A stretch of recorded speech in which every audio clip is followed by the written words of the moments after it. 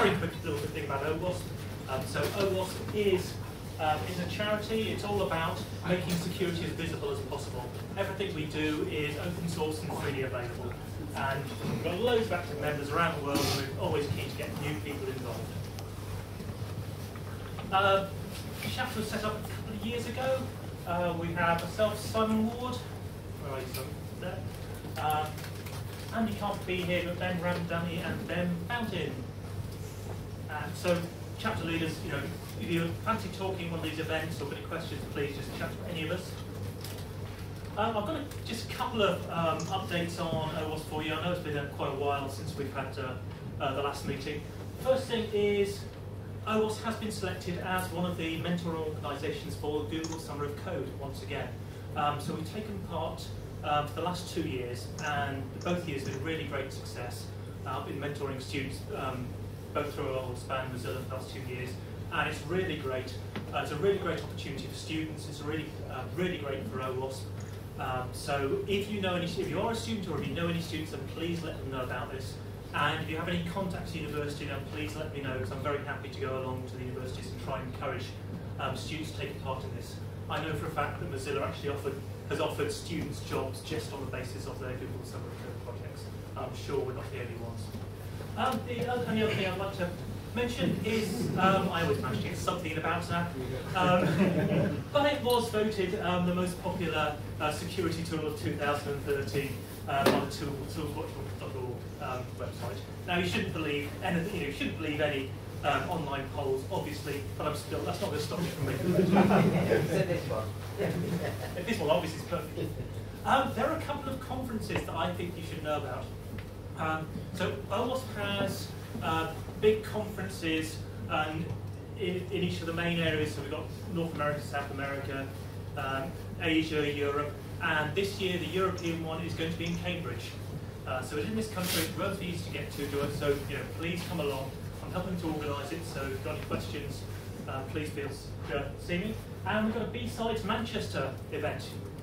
You wait for ages, and we get 2 conferences the same week. And is there another event you wanted to mention? Yeah, the Secure Liverpool event is coming up. It's an ISC2 sponsored event. If you Google that or find me later on, I can give you more details. Cool. So we have 2 speakers tonight. We have Paul Johnston, who those of you who came to the last one will remember his excellent talk. So on the Silk Road, which was very prescient. And we've got Colin Watson as well, who's I know was stalwart, who's involved in so many projects. I think he probably lost count as well. So I will get out of the way and pass you over to Paul. All right. Good evening, everyone. Hey, Paul. Yeah, there's just going to be a sort of minor delay while we get the lights sorted here. So how many bitcoins did you lose? He gained.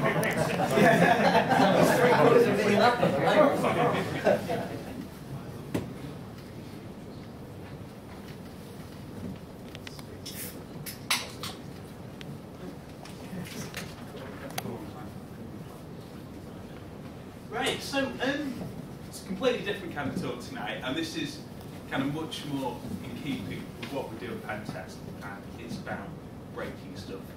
So, what we were looking at,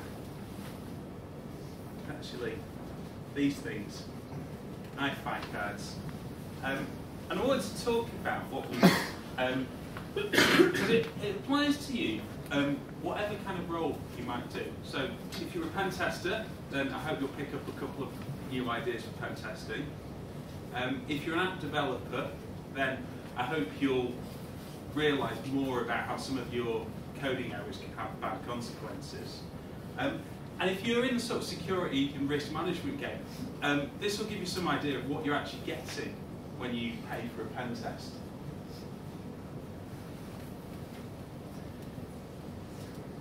So it all started when I saw an ad for these, and it promised to make it easier to transfer photos from a camera to my computer, because that is a standard SD card. It's the absolute same size and shape, and it fits in the same slot. but it's got a twist that it's got a Wi-Fi antenna built into it, which is pretty impressive when you realise it's only that big. Now, first of all, I'll take you through how you're supposed to use it if you're not a hacker. So you put it in your camera.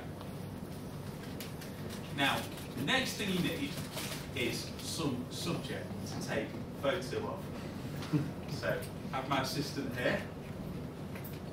So, you take the photo, and then, as if by magic, the photo just appears on your computer. So, the camera and the computer, they're talking to each other wirelessly. So this is great, because this saves, you know, reaching around for the cable. You know, it takes away the risk that you push a bit too hard when you put the card in and you snap it. And, you know, we're lazy people, really, so this is great. Now, some people have opened these up to have a look at what's inside. Now, that chip at the bottom, that is a very normal kind of chip to see on an SD card. That is a Samsung flash memory chip. That's what you'd expect. This chip, labelled Atheros, that is not normal to see on an SD card, and that's what makes it a bit special. But actually, it's not the hardware that's that interesting to us. The software is much more interesting. And let's just take a look in a little more detail about how you'd use this, how you first set it up so that your camera talks to your laptop. Now, you have to pair the devices initially. So this is just like how you pair your Bluetooth headphone with your phone. The protocol isn't Bluetooth, but it's the same concept. So you put the card in the computer, and you install the software, this EyeFi helper. So there's a bit of embedded software on the card, and then there's a bit of software from EyeFi that runs on your laptop. And you have to tell the card what wireless network you want it to connect to. It can actually remember quite a few of them. And of course you have to tell it the password. It isn't itself a hacking device.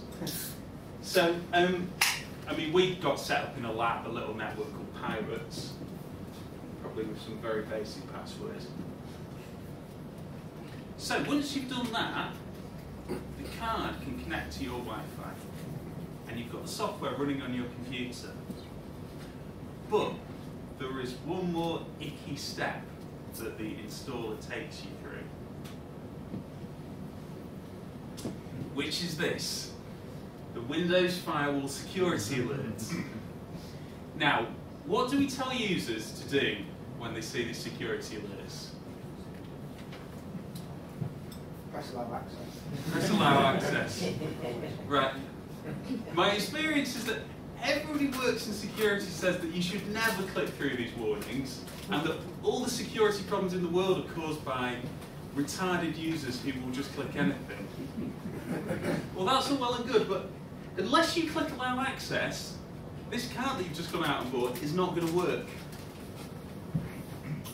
So, you're going to click allow access, and there is another twist that's a little bit worrying, which is if you look at what's checked here, which is to open this up on public networks. So this isn't just when you're at home on your Wi-Fi that only you and your nearest and dearest have access to. This is when you're sat in whatever internet cafe with that shaky looking guy in the corner. That port is open on your firewall. So, being pen testers, the first thing I did was to run Nmap. I mean, I think you'll all be familiar with this. What this does is it probes for open ports. And on that laptop, prior to installing the EyeFi helper, there were no open ports, but now there is one. You can see it's running port 59278, so that's a high numbered port that's unlikely to be used by anything else, but it's running HTTP. And in fact, NMAP's even been able to pick up the server header where it's identified itself as the EyeFi manager. Now, to take this a bit further, we're going to need another subject to take a photo of. So, my assistant is still around and willing. And we're going to use another pen testing tool here. This is another old favourite, a bit like Nmap. And this is Myesha. So while Nmap Pro for open ports, Myesha logs every packet that goes through your network. And it not only logs it, it displays it in a broken out format that is as human readable as possible. Now, when you look at that, you might think that's not very human readable. And in fact, I mean, I've used Wireshark for many years. That isn't very readable to me either. But it's got quite a helpful feature, which is called follow tcpstring. If we use that, this suddenly looks a bit more understandable. So, when the card was transferring the photo to the computer, it's actually doing an HTTP post request. And in fact, it's quite a wealth of information that we can pick out here. So we've got the server header before. We can see the user agents, the EyeFi card with the version.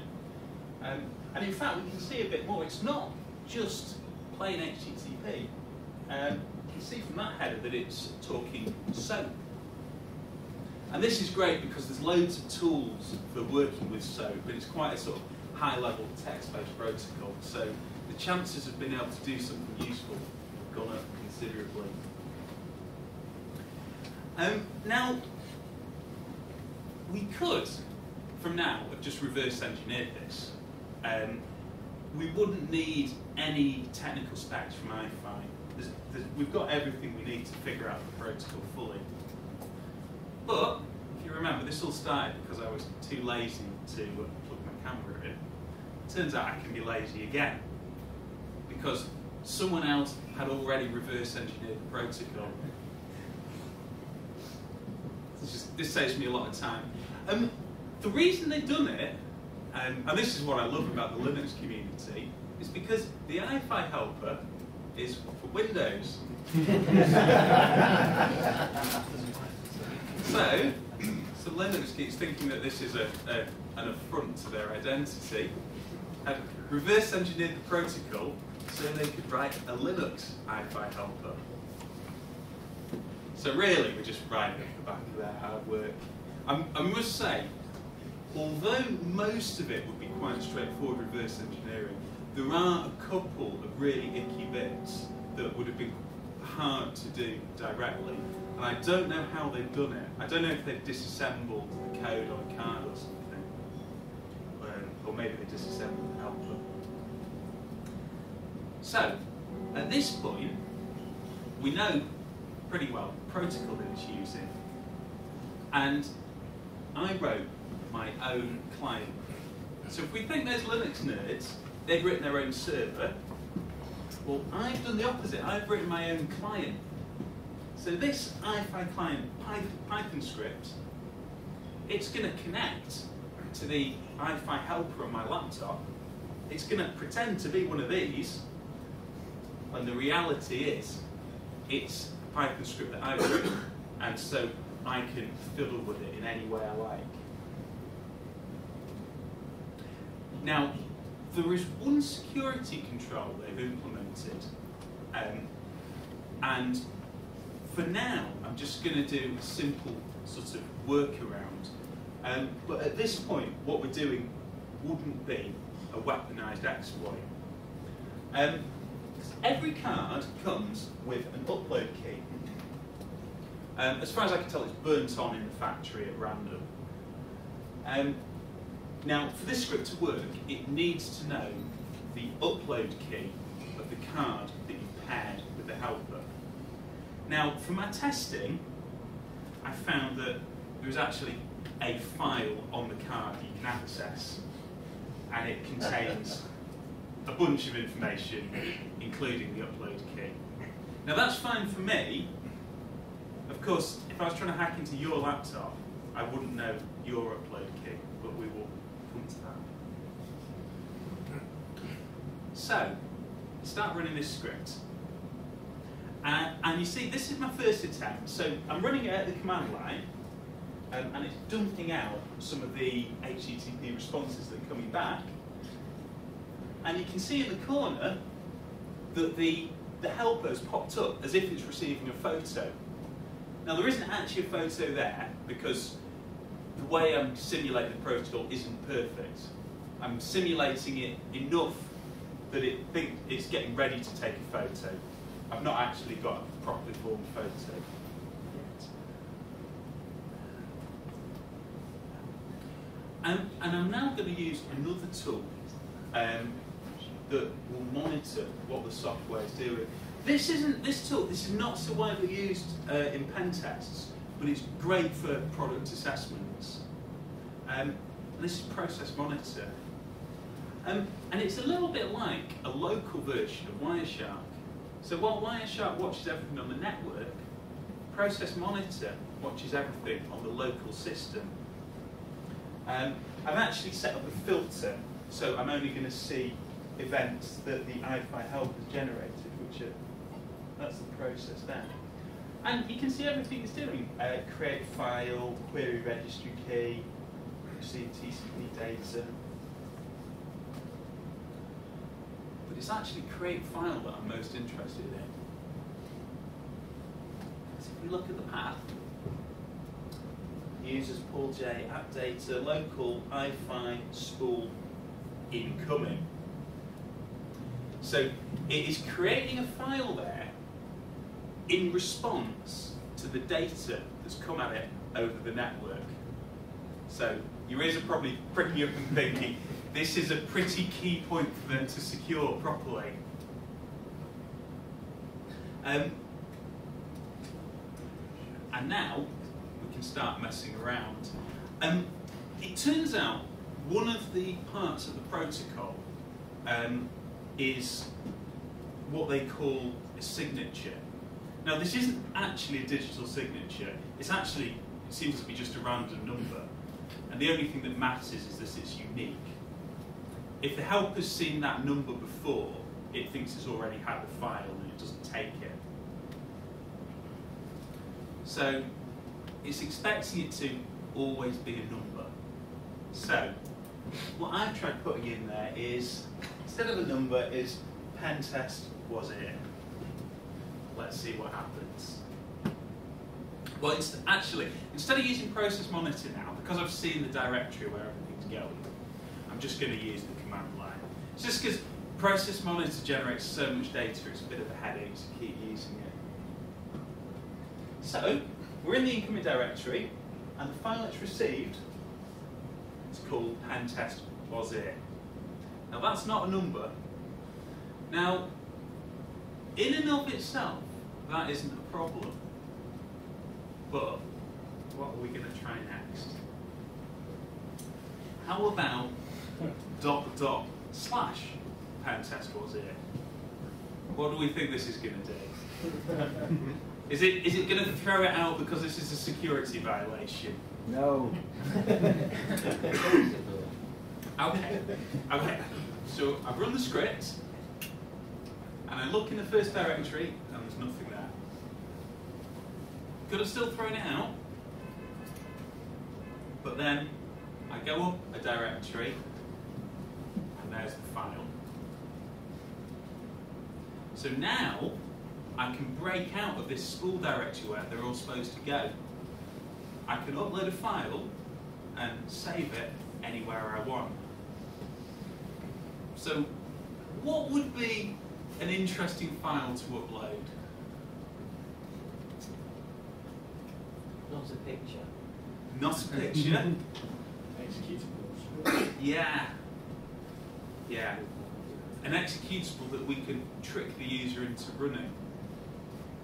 Now, we tried a few different approaches to this, because one option would be to upload it to the start folder and wait until they reboot. But actually, what we decided to go for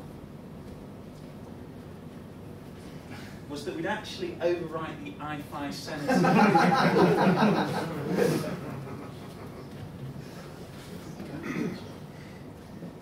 Now, there's a method to this, because what's going to happen if you think, if we go back to here, when a user sees that thing in the bottom right, where the EyeFi sensor is trying to receive a picture, and for some reason the picture's gone wrong, what are they likely to do in response to that? Yeah, they're going to open up the EyeFi sensor to see what's happened, which of course we've just overwritten. Open up the EyeFi sensor, and at that point, an exe file that we control is running on their system. Now, what you do after that is beyond the scope of this talk.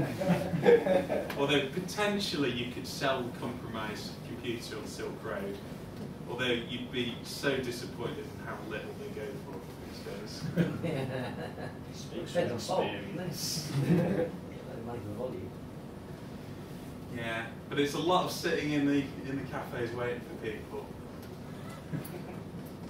Now, if you remember, for that exploit to work, I had to know the upload key. So this isn't yet something that I can take and attack other people with. What we need to do is take this proof of concept and turn it into like a weapons-grade system. And to do that, I'm going to use a man-in-the-middle attack. The reason for this is the protocol that the card and the helper use. They never reveal the upload key. It's a shared secret. So there's like a challenge response where they authenticate, and it's then used as the key for a message authentication code. So because we can't get the key, what we're going to do is we're going to wait for a legitimate authentication, and then we're going to hijack the connection. Now, there's a few choices for doing a man-in-the-middle attack. Now, given that we're on the same Wi-Fi network, we could use ARP spoofing, which would be completely reliable. But actually, it turns out there's a behaviour of the card we can exploit which helps us. Now, I've just gone back to Myesha here, and I've captured what happens when you first power up the card and the camera. Now, if you think it doesn't know the IP address of the laptop, so it needs to somehow find it. And in fact, we can see from these ARP requests what it's trying to do. So it's first of all saying who has 192.168.1.103, tau 101. It looks like 101 is the card. And then it looks for 99, 104, 98. So what it's doing is it's starting from its own IP address and it's searching outwards. It's going above and below and it's gradually working out. And if it gets an ARP response, it then tries a TCP connection to that port, that's it, 59278. And if it gets a connection, it's happy that it's found the helper and it will then carry on. Now, hackers love predictability because we know the IP address for the helper, we know the IP address for the card, so we can just pick an IP address so it will find us before it finds the helper. So that's the man in the middle bit sorted. Now, there is another problem This one is substantially more difficult. When it sends the picture to the helper, it uses an integrity check. Now that's actually separate to the signature that I mentioned earlier. The signature was the thing we were messing with to do the directory traversal. Now it's a bit like an HMAC, it's a keyed hash. So the card, it takes the contents of the file and the upload key, and it sort of squashes them all down to a hash. And it sends those to the helper. So the helper receives the file, and the helper also knows the upload key. So it produces a hash, and it checks that it matches what it received. So if we do any jiggery-pokery with the file, these aren't going to match. And that is a big problem, because we don't want to upload a picture. We don't care about the picture of their baby going on the desktop instead of in the spool folder. So we've got to find some way to break this integrity digest. And we looked at this in some more detail, and actually this is where the reverse engineered specs helped us out a bit. So the digest is an MD5 hash that includes the upload key. Now, despite the claims of MD5 weakness, I'm not practically able to break MD5 in that sense. But they made a major design flaw. So they don't MD5 the file directly. What they do is they chop it up into 512 byte chunks. Each chunk they do a TCP checksum on, and that produces a 2-byte checksum. They then put all those checksums together, and they do the MD5 hash of that. Now we can't mess with the MD5 hash, right? But the TCP checksum is easy peasy to mess with. It actually, you just add, you take 16 bits at a time and you just add them all up. So what we can do, if we've got 512 bytes of data, if we just can change any two of them, we can make it so that it has the desired checksum. That took some fiddling, but it works totally reliably. But there is another problem, because if we want to upload an executable, it's going to get a bit upset if in each 512 byte chunk there's a little bit of random data. Now this is where I got one of my colleagues on the case who's a bit of an assembler wizard. And he created the absolute minimum reverse shell exe file. It weighs it, it's something like 678 bytes. And that is a valid Windows exe that creates a reverse shell to a hard-coded IP address.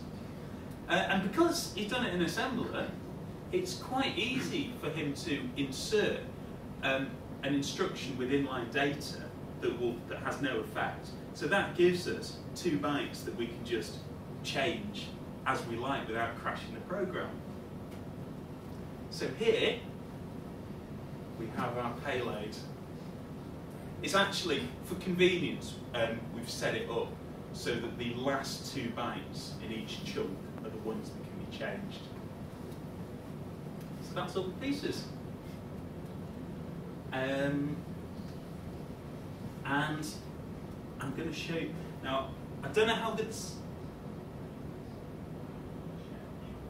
There is an audio cable. Oh, hang on. I'll pause it.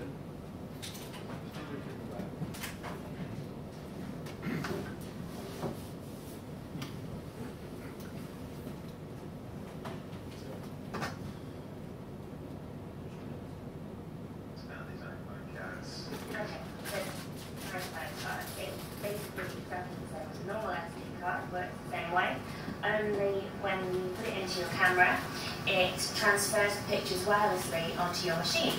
So, if I put this in like this, and turn the camera on, and take a picture. Okay, and within a few seconds, transfer onto my computer automatically. And there we have it. This is an interesting system, but we've discovered a serious security flaw in the way that the card communicates with the computer, and I'm going to demonstrate an exploit for this now. So this is running Backtrack, which is a Linux distribution made especially for hacking, and we're going to run this tool iPorn.py. First thing it does is it's going to search the network for the EyeFi helper, which is the component of the EyeFi that runs on the computer. And it's found one, 192.168.1.20, and it's starting a proxy which is going to intercept communication between the card and the computer. So, when Zara takes another photo, Okay.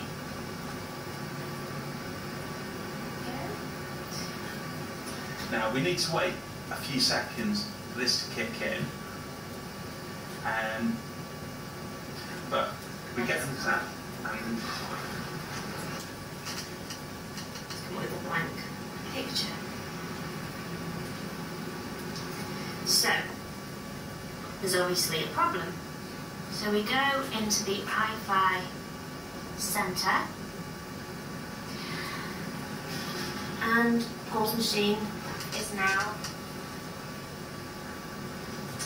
there's now a command shell that is connected to the victim's computer. See? We can run DOS commands, and if we look at the environment variables, we can see currently logged on username is Zara.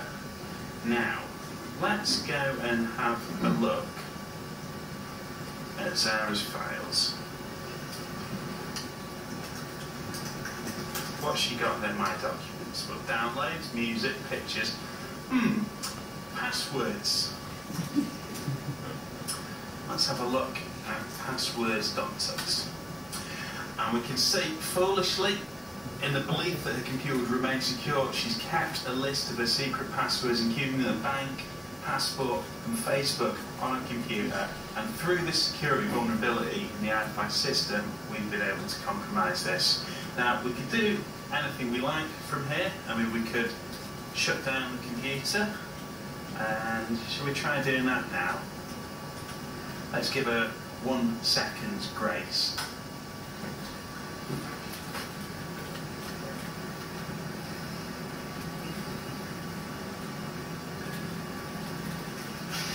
It's completely shut down.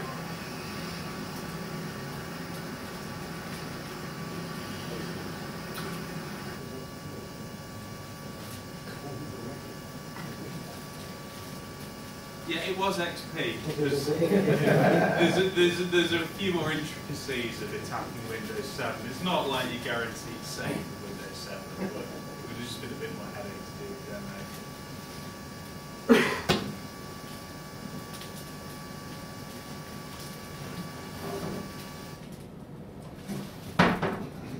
Now,